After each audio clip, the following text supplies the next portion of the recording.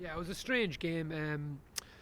We conceded a lot of Mayo conceded a lot of goal chances, but would have been very happy with the return of what they scored and the performance of Killian O'Connor at one end in scoring 4-9, which is a championship record, and the performance of David Clark at the other end gives us a perspective on, I suppose, the positives of what Mayo did today. In Tipperary, I think there's no shame in what they've done. They've won a brilliant Munster title for themselves, and they came here today, and they definitely, the old saying is dying with their boots on. They definitely died with their boots on. They kept coming, and I think they created 8, 9, maybe possibly 10 goal chances throughout the course of the 72 minutes that was played there today. Early on, we had a situation where Michael Quinlivan and Conor Sweeney missing goal chances, but Killian O'Connor going down the other end settled Mayo with that first goal. Yeah, it was funny the way it worked. Sweeney misses the first goal chance, massive chance, catches it brilliantly. Quinlivan puts him a crossfield ball, he spins, hits with his left foot. Clark makes a great save, go down to the other end of the field. Killian O'Connor hits a goal, which 6-point swing initially right at the start of the game. Tipperary's confidence is down, but then like an awful lot of Mayo scores came from them turnovers. The first one, Aidan O'Shea turns the ball over, Killian O'Connor gets it. Second one, Owen McLaughlin turns the ball over, Killian O'Connor gets it. And then for Killian's hat-trick goal there, the third goal, Casey tries to play the ball across the goal, Killian intercepts, and all of a sudden it's his third goal. All came from turnovers from Tipperary. I would say not being used to that physical contact that they got from Mayo today, and that was the real telling point in that kind of period of play. In the end, he would score 4-9, Killian O'Connor. You were forward yourself, Andy. You've soldiered for many years with him. Is he in the zone? Do you know when you see a player like that, just on everything, especially that intercept at the end of the first half, that this guy is almost, he's got a clock on his head and he knows where the ball is before he has it in his hands? Yeah, I think you've nailed it. I think we've seen it against Leitrim right from the first game. He was top scorer, Roscommon. He was excellent again. Galway a bit quieter, but done well. Still got his scores, and then today he was just sensational. I think that's a lovely way to say it. He knows where the ball is going to be before. He also has got a little flying machine in beside him, and Tommy Conroy, who makes them initial runs, which allows Killian to stay that bit closer to the goal, which is brilliant. Again, they put Shaughnessy on him today. Listen, it didn't work out for them, but Killian is going to demand attention in the final, but he seems to be in great form. Yeah, well, you talk about Tommy Conroy there, who was very impressive, and Matthew Rowan has come into the team, and you got new defenders as well. James Horan seems to have a nice blend of youth and experience. Aidan O'Shea still leading the line with Killian, but there's a good blend there. Yeah, I think Chris Barrett and David Clark and Lee Keegan at the back. Then you have Paddy Durkin and Stephen Cohen, who've played over 50 games for Mayo apiece. Matty in the middle has a bit of experience. It's his second year, but then up front, then the experience comes. I thought today Kevin McLaughlin was excellent in wing forward. Ryan O'Donoghue plays well, who's a new player, but then the other side, more experienced. Jeremy plays well there for 40 minutes as well. And then Killian, we know what he did inside. And Aidan, what he does is just links it together. Mayo try to put on that high press, try to really squeeze the defenders on the Tipperary team and the opposition team. And Aidan is a really good tackler. He turns the ball over constantly and it just allows the likes of Tommy Conroy and Killian to exploit that. Tipperary, they'll be disappointed. It didn't go their way. They conceded 5 goals. But when they look back on this year, when they're allowed to celebrate, when life returns to normal with their fans, they'll be very proud of what they've done.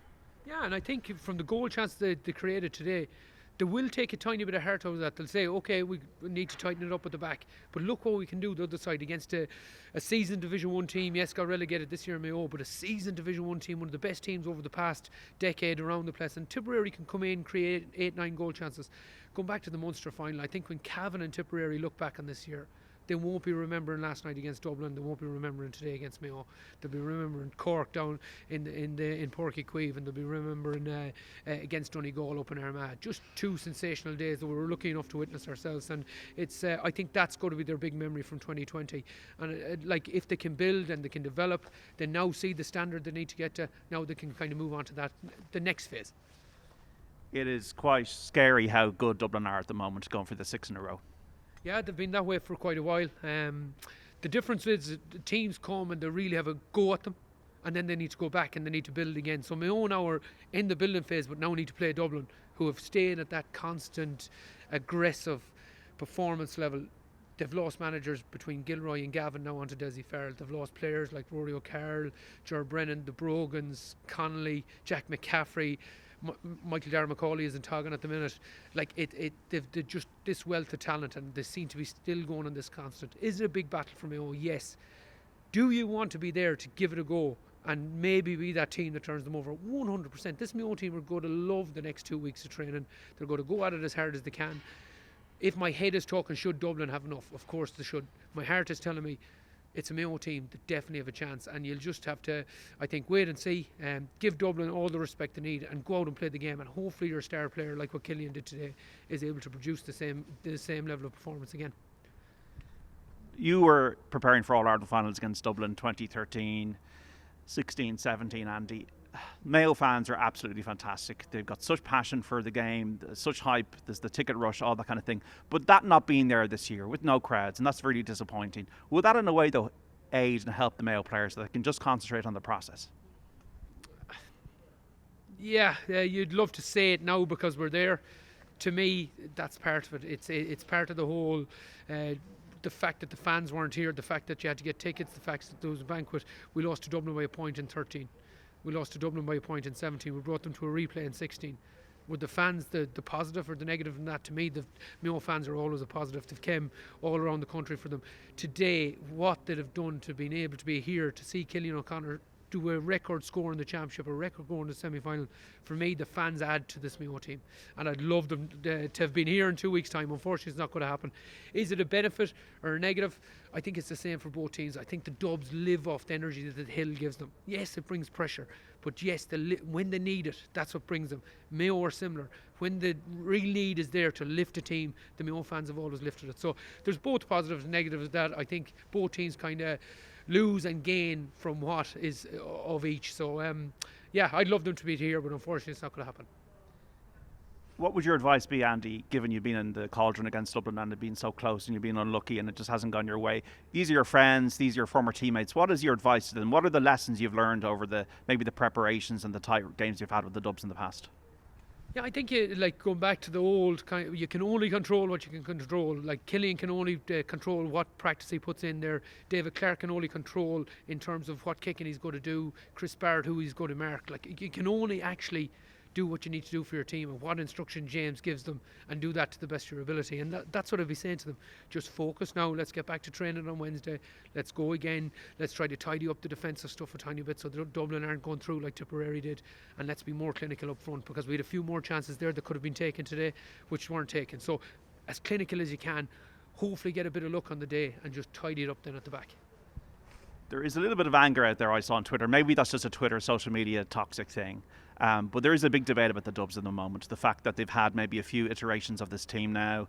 This could be Dessie Farrell's first year, and they don't look in any way that they're weakening. Is structurally the championship in a lot of bother? Is Dublin's dominance, and we have to wait and see what happens in the final, and Mayo should be competitive, but is Dublin's dominance damaging Gaelic football? Okay, so firstly I would say that the final result shouldn't matter. To this debate, it shouldn't matter, because if Mayo win, it's the debate is still open. Okay. The second thing I would say to it is none of this should be aimed towards Dublin. Dublin have absolutely nailed everything. So if Dublin get a Euro and they use it wisely, fair play to Dublin. They've done really well. If they're doing the coaching well, fair play to Dublin. They're doing it well. The anger should be directed somewhere else. There was a mistake made a couple of years ago, the redirection, and there is a problem. Dublin are going for 6 in a row. Their ladies are going for 4 in a row. Their hurlers have got better. There is an issue there, and it's just the best way to fix that issue. It is not aimed towards the Dublin. The Dublin fans are 100% within their rights to protect the Dublin players. That's basically their job. I said earlier on air, like the likes of the Brogans, Bernard Brogan. I studied Bernard Brogan more than any other forward to try to learn what he was doing and where he moved. And so people respect them. They love watching Fenton, love watching Kilkenny, and all these guys, Con O'Callaghan and Cluxton and all these guys. They love watching them. But there is a greater issue here, and the issue is that other teams need to go and they need to rebuild. Dublin now are already 5, 6, 7 years, maybe even 10 years ahead in that process. So it's how they even up that playing field. If you look at every other sport, I suppose, from soccer, the financial fair play, the draft in America, the way they do the way they do it in the AFL, people are trying to even stuff out all the time. The GA just need to get better at evening that out, and that's the issue. It's not aimed towards Dublin, and I think we need to have a reasoned debate on it of what's the best way to go. And I think the Dublin fans would be fine with that, to be honest with you. If there's a reasoned debate on it, it's not an issue with Dublin. People need to get out of this. It's a GA issue in general. So Andy Moran is the mayor. There's financial maybe stimulus for other counties. There's a structural change. What would your blueprint or your roadmap be for maybe making this more equitable across the board? Yeah, that's the big question. I don't have the answer. And I think this is a big part of the problem with the structure of the championship, with what we're going to do with Dublin and what that's now at. We all have the argument, but none of us have the solution. So we need to go away, and that's what I'm saying. The reason debate of how we're going to get other counties up to a level where they can compete with this Dublin machine. If we think about it, if our championship is just hoping for this once off, maybe in 2 weeks with Mayo winning, and then Dublin going to do another 5 in a row, or Kerry coming maybe challenging for 2 or 3 years' time, what happens if Kerry don't win? Where does it stop? And again, we see with their ladies are fantastic. Like it's brilliant to watch the way they move the ball, the scores they're getting. It's the same as the fellas. It's just, but they've got brilliant coaching at primary school level. Their clubs are doing really well both on and off the field, and it's just feeding into the county team. And the people in the background deserve. If it was a business, you'd be saying fair play to you. But this is supposed to be an amateur sport, and we need to kind of even it out a tiny bit. That's it. Ali Moran, just to finish, 69 years, all the curses and the Foxford and all that kind of stuff, and Mayo, and no fans here. And Waterford are going for their first All-Ireland since 1959 next week in the hurling. It'd be kind of it would sum up 2020 if Mayo are going to do it. And let's hope, from a neutral's perspective, even though I'm a dub, I'd love to see Mayo win the All-Ireland. If they're going to do it, Andy, and ruling out the heart, what will they need to do to win the All-Ireland this year? I think you need to be honest. I think today, if Dublin go through and they get them goal chances, flicking across Clarkey and it's been patted into the back of the net, okay, we take that out. You need the luck. At times we haven't got it, and you need that little bit of luck.